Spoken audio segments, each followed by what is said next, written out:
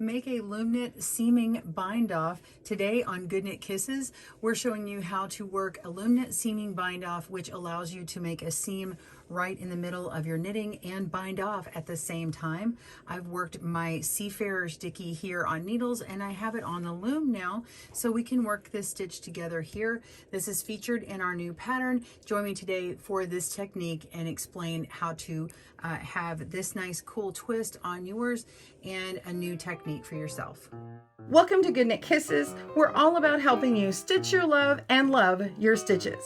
For the pattern for the Seafarer's Dicky, you can find that down below, whether it's needle knit or loom knit that you desire. Today, I'm going to show you exactly how to make the bind off using your knitting loom. If you need to know the yarn and the loom supplies, please click down below and get that at our free blog. And you can also get the pattern on our Ravelry and Etsy stores.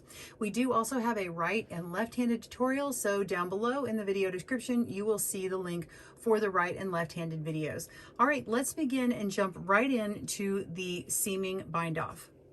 To work the seaming bind off, you simply need to be putting your knitting up through the center of your loom to the back, and then you're going to hang some stitches back onto your needles and then bind off. Now, if you're familiar with making brimmed hats where it's got a folded over brim, it's a double thick brim, you're simply bringing the beginning stitches back up and placing those along this edge onto your needles, and then you continue knitting your work and that seams it together. So this is very similar. We're going to be doing that, but then binding off at the same time. Now for this pattern, I have to twist it a certain way to get it to look like this. So bonus in this tutorial, I'm going to show you how to flip this and twist it the correct way. All right, so no matter what you're using with this tutorial, you will be bringing your yarn up through the back of your project so that you can hang whatever part of the fabric you need to start seaming, whether you just need to fold over a large section or a small section, say like bag handles or whatever you're making. Okay, so I'm going to fold over my ribbing section. Let me move this out of the way. All right, so I've got my right side or front of my fabric here, and then this is the wrong side or back, and we're just gonna fold this in half like that. And I'm ignoring my garter section here because I'm going to be seaming this first ribbing back here, but I need to do it on the opposite side so that I have it twisted like I'm doing here. So if you're not twisting anything, don't worry about the twist part. So you're going to be pulling this up through the back of your loom. In this case, I actually have a flexible loom, so I can just open it up. You don't have to have a flexible loom to do it, but it'll be easier to show you on camera here too. So I'm going to pull it up here, and then you can see I have my working yarn on this side, and I'm going to go to the opposite side over here, and we're just going to work from this edge here. I'm going to take this edge and we're going to flip it over. Okay, so we're technically looking at the wrong side here. I'm going to flip it over and we'll turn it to the right side. And I put a stitch marker on here so you can see where that right side was. All right, now it's turned over the correct way, and we are going to place the first of our garter stitch ribbing section, or garter stitch section here that's right up against our ribbing section. So let me get closer and I'm going to show you where we're going to pull that from. So you can see on garter stitch, it looks like a series of smiles and frowns, or a smile and an umbrella. So we're going to go all the way down. We're going to go on this smile section all the way down to the very end. Follow that along, and I find that my very last one is this one, or technically the first one. This is going to be on the end where we have our working yarn. So we pull my working yarn out of the way, and we're going to place this stitch onto our very first peg like that. And then now we want to knit those two stitches together. Just simply working these two stitches together. It doesn't matter if it's an SSK or a knit two together K2 tog. We're simply knitting them together, 2 over 1. Okay, and then now we're going to do the same thing on peg 2. So that was peg 1, peg 2, the same thing. So let's go back here and look at this. We're going to find the very next one. So we went through this one, and we're going to go to the next one. Make sure you're going through the whole of the stitch. Place it on peg 2 and take your working yarn, and you're just going to knit those 2 stitches together. Okay, and now we're going to do our classic bind off where you take the second peg and move it to the first peg and knit over, and you have 1 stitch bound off. We want to pick up peg 1 and move it to the empty peg 2, and now that becomes our peg 1.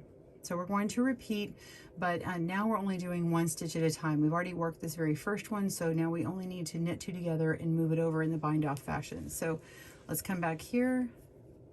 We're going to go to the next stitch, pick it up, place it on the next stitch, knit 2 together,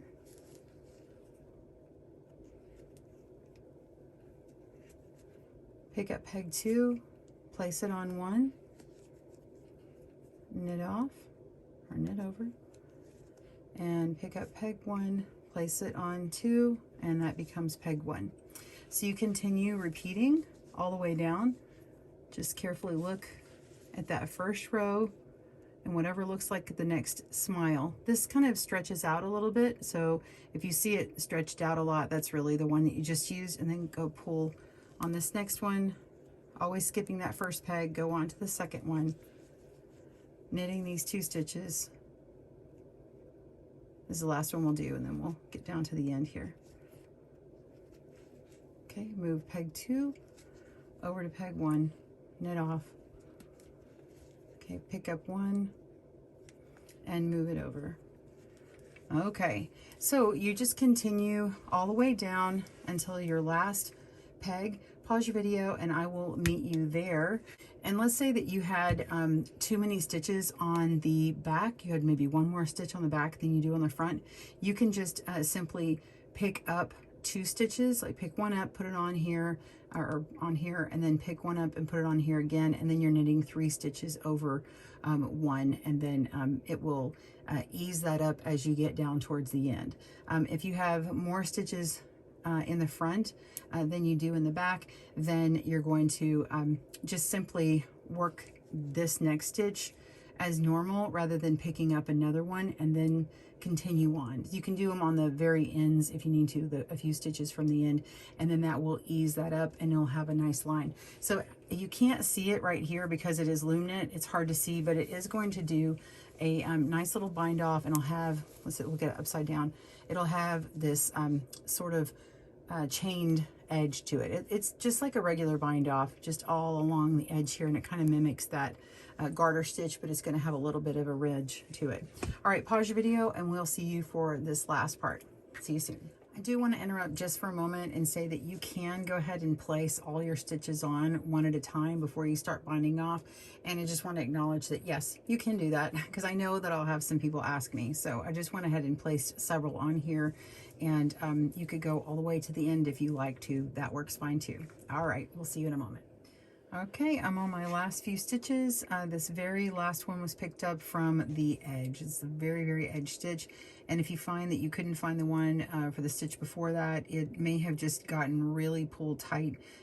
Typically, you're pulling those stitches, and you may have found that as you pull one, the one next to it gets really, really tight, and so on and so on. So just hunt for it. It's there. All right, so we're just going to go ahead and knit those 2 over 1 and pick up and move that over, and at the bottom over the top. All right, then you can just pull a nice long loop and go ahead and cut your yarn and pull that on through. So now all you have to do is weave in your tail here, and of course your any other beginning tails, and you have your finished seamed off binding, or seaming bind off. And if you're working on this particular scarf, you can see that now my right side is now actually the wrong side, and when you wear this, this will be, the seam will be at the back, and then this will be the front, and it's very invisible. You don't see that. So enjoy this with your projects, and then you'll just flip this over for this particular pattern, and you can see that my rib stitch is nicely along the neck for this particular dickie here. And anyway, I hope that you enjoy. I hope that really made sense to you and helped you out for your future projects. And if you want to check out the Seafarer's Dickie, please check it out at the link below. Tag us on Instagram at Good Knit Kisses, and we'd love to see what you make. We'll see you soon. Happy knitting. Thanks for joining us today, where we help you stitch your love and love your stitches. See you again soon.